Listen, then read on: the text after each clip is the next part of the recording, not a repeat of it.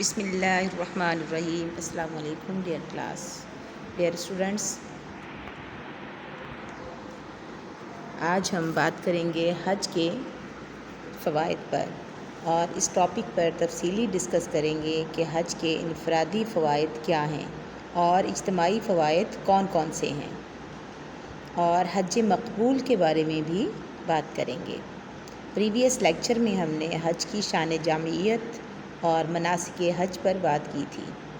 امید کرتی ہوں کہ آپ نے ذہن نشین کر لیا ہوگا۔ آج کے ٹاپک کی طرف آنے سے پہلے ہم مقاصد تدریس کو سمجھتے ہیں۔ نمبر 1، طلبہ اس قابل ہوں گے کہ حج کے انفرادی فوائد سے آگاہ ہو سکیں۔ نمبر 2، طلبہ حج کے اجتماعی فوائد کو بھی اچھے طریقے سے سمجھیں گے۔ نمبر 3، طلبہ حج مقبول کی اہمیت سے آگاہ ہوں گے۔ نمبر 4، طلبہ حج کے انفرادی اور اجتماعی فوائد کو جان کر عملی زندگی میں حج کے فریضہ کو ادا کرنے کی طرف راغب ہوں گے۔ ڈیئر اسٹوڈنٹس، سب سے پہلے ہم جانتے ہیں کہ حج کے انفرادی فوائد کون کون سے ہیں۔ خدائیت کا مفہوم یہ ہے کہ انسان محبت خدا میں اپنے آپ کو اور اپنے آرام و سکون کو قربان کر دے۔ چنانچہ جب ایک حاجی حج کے لیے روانہ ہوتا ہے تو وہ محبت خدا میں نہ صرف اپنا گھر بار بلکہ آرام و سکون کو بھی خیر باد کہتا ہے، اور یہ محبت خدا کا بہترین نمونہ ہے۔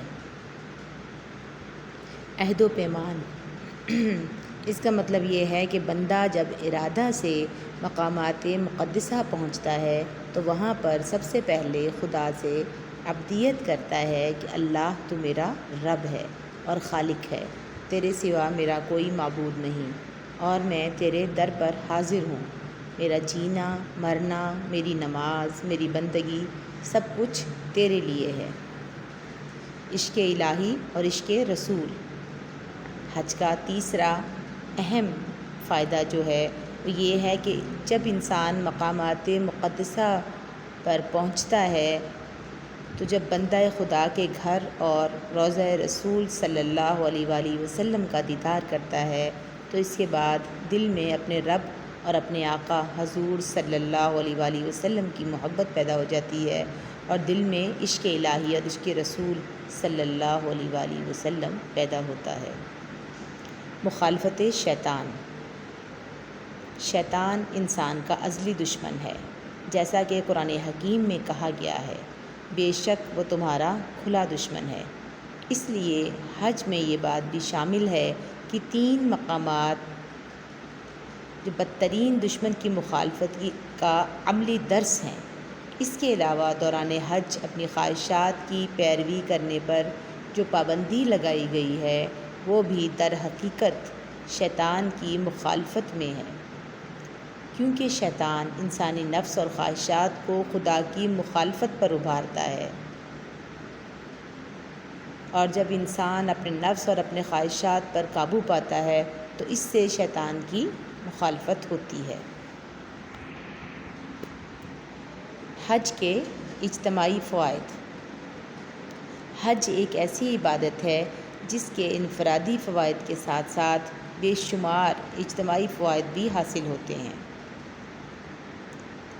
اسلامی قومیت۔ حج کے اجتماعی فوائد میں سب سے اہم فائدہ اسلامی قومیت کا تعلق ہے، کیونکہ دنیا کے تمام گوشوں سے مختلف زبان بولنے والے، مختلف رنگ و نسل کے مختلف علاقوں کے رہنے والے جب ایک مرکز پر پہنچتے ہیں تو ان میں امت مسلمہ کا تصور اسلامی قومیت پیدا ہوتا ہے۔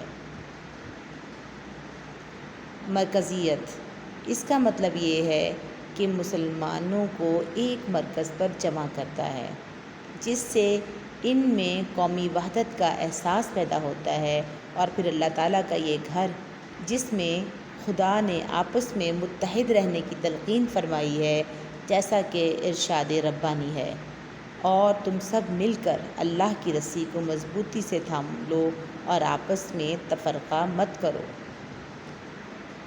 اس چیز کا حج کے موقع پر عملی مظاہرہ ہوتا ہے۔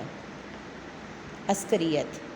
حج کے اجتماعی فوائد میں عسکریت بھی ایک اہم فائدہ ہے، کیونکہ حج میں نفس، خواہشات، منکرات اور دوسری برائیوں کے خلاف لڑنے کی تربیت دی جاتی ہے، اور سب سے افضل جہاد اپنے نفس کے خلاف لڑنا ہے۔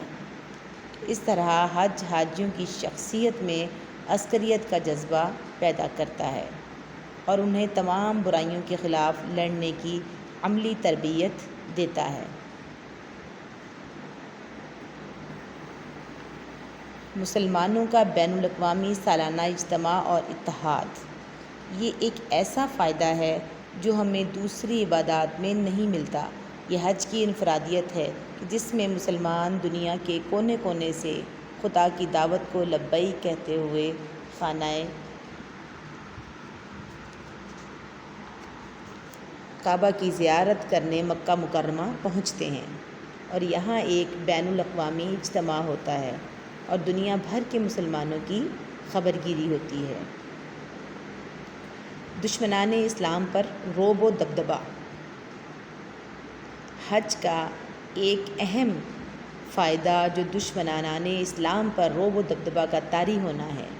یہ کوئی معمولی بات نہیں کہ دنیا کے مختلف علاقوں کے لوگ جو کہ رنگ، نسل، زبان کے لحاظ سے بالکل مختلف ہوتے ہیں، لیکن ایک نظام حیات کے تحت وہ سیسہ پلائی دیوار بن جاتے ہیں، اور اس طرح اسلام کا دشمنان اسلام پر رعب و دبدبہ قائم ہوتا ہے۔ حج کا ایک اجتماعی فائدہ یہ ہے کہ حج ایک تجارتی اور اقتصادی فائدہ بھی ہمیں دیتا ہے کہ مختلف ممالک سے آنے والے حجاج خرید و فروخت کے ذریعے نفع حاصل کرتے ہیں اور معیشت کو مستحکم کرتے ہیں۔ ڈیئر اسٹوڈنٹس، امید ہے کہ آپ نے اس لیکچر کو بغور سنا ہوگا اور دین اسلام کے اہم رکن حج کے بارے میں آپ کو مکمل آگاہی ہو گئی ہوگی، اور اگر کوئی بات سمجھ میں نہ آئے تو آپ پوچھ سکتے ہیں۔